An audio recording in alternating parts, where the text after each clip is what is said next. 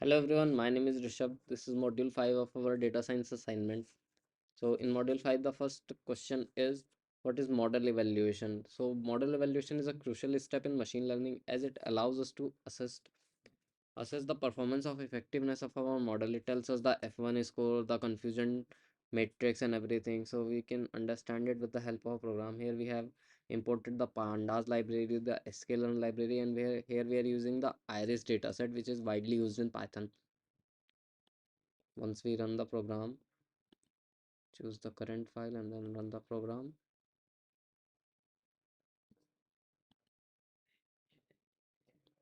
So as we can see, here is our confusion matrix, our accuracy, precision, recall, and F1 ratio, F1 score. Next topic is error cost. Error cost is understanding how a error can cost us in different scenarios. In a certain scenario, error can have a different impact, and if we move further in that data discovery phase, we can find errors which can impact our data more. There is also a program for that. We have used the sklearn model. Here if we run this program, we get the confusion matrix and recall F1 score and everything. So the errors are of two types. Once something is called, it could be false positive or false negative. So here our error cost consideration, where something, if something goes wrong, we need to know how much it will impact. Hello everyone.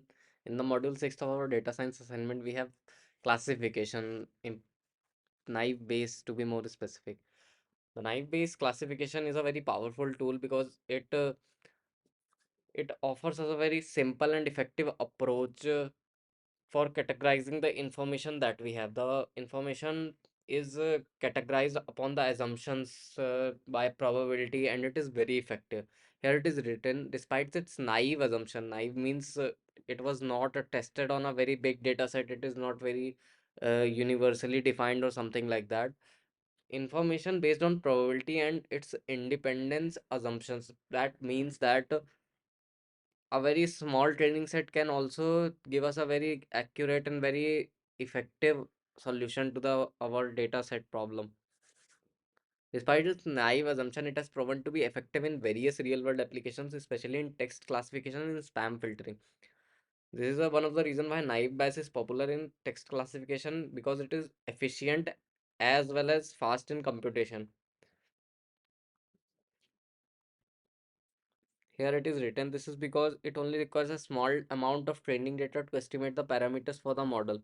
So even if the uh, parameter, even if the training data set is small, you can still get an effective outcome out of it. We can see this with the help of a program. Here we have imported NumPy, Pandas, sklearn, and the dataset is Iris. Iris dataset is actually a very popular dataset in Python.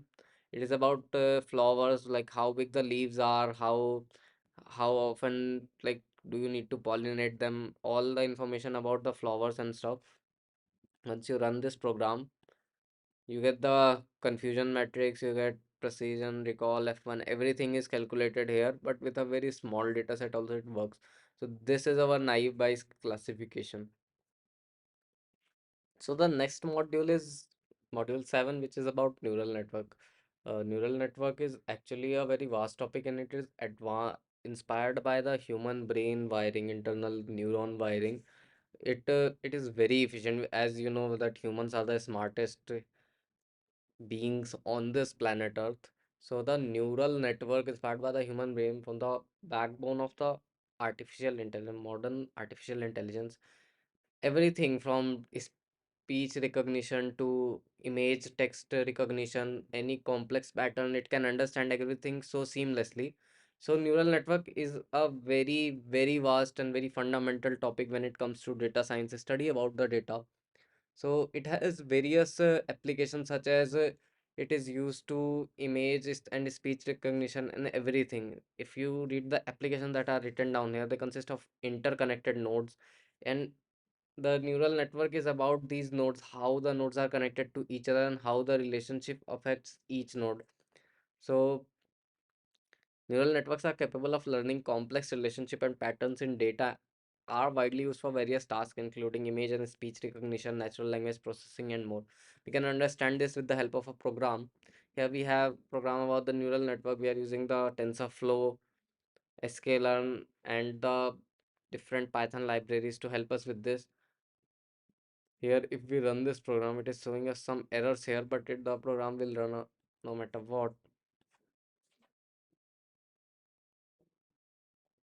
It is calculating everything, and at the end, it gives us a accuracy on test. So, thing about neural network is the accuracy varies every time. If I run this again, the accuracy will come out to be a little bit different. Yeah, the last time the accuracy was 0.855. Now this time it is 0.86. If I run this again, it will be somewhere around near this value. But this proves the effectiveness of neural network, that it thinks like a human brain. It is a imagination of the human brain.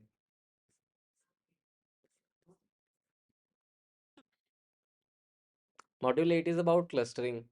Clustering is the process of grouping similar data together in order to uncover new patterns in data, and it has various applications, such as if you want to find a pattern which is in a very grouped, very densely grouped data, then you can use the clustering method. There are different type of algorithms. One of them is k-means clustering. K-means clustering is a popular unsupervised machine learning algorithm used for partitioning a dataset into k distinct. It has a centroid where the data is collected in every group. The data is wrapped around the centroid. If I show you the program, you can understand it in a better way. Here, our clustering program is this. If I run this, it will show us a sort of graph. This is our centroid and this is our data. If I run this again, the clustering is still happening, I guess.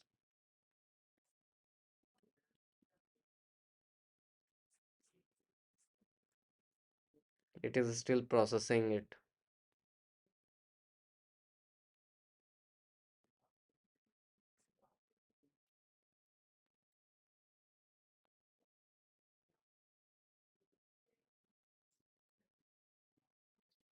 These red crosses are the centroids. If I run the execution and start it again, I get this. Hmm.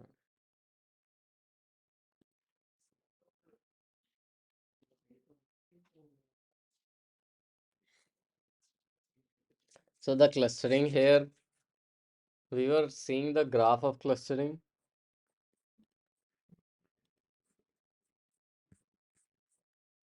If we look at our program here, once we run it, it gets divided into clusters. These red crosses are the centroids. The centroids where the similar data gathers around. It is the point where the data gathers around. So this is the topic of clustering. The use cases, they can be used in various fields such as image segmentation, customer segmentation for a big corporation such as malls, grocery stores, anomaly detection, and recommendation systems such as recommendation systems in your entertainment platforms such as YouTube, Netflix, and different type of platforms that need recommendation systems in their algorithms. It allows for efficient groupings of similar data points, making it a valuable tool for exploratory data analysis and pattern recognition. As we know, EDA does not depend on previous hypothesis. It is used to build your own data trends, and it is heavily relied upon the visuals. The visuals we are talking about, these, how the data is clusters, it will look for these visuals and find a new trend in data, that this customer base does not apply to this customer base. Each sort of cluster has its own new data rules, new patterns. So this is clustering.